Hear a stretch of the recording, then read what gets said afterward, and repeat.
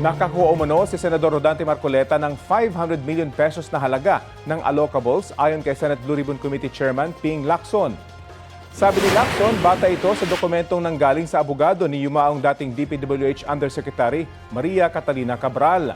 Ang allocables ay pondong inilaan sa mga proyektong pinipili ng mga mambabatas.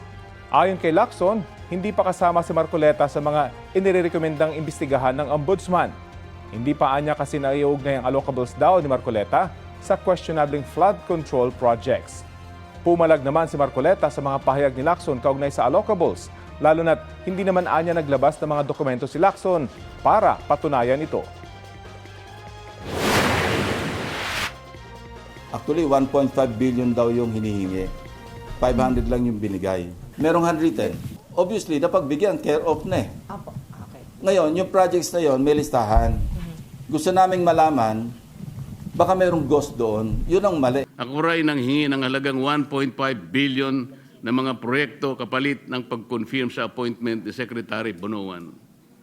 Ngunit 500 million lamang daw umano ang naibigay.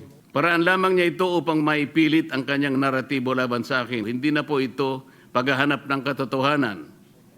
Hindi na rin po bago sa akin itong ganitong pailalim na pag-atake.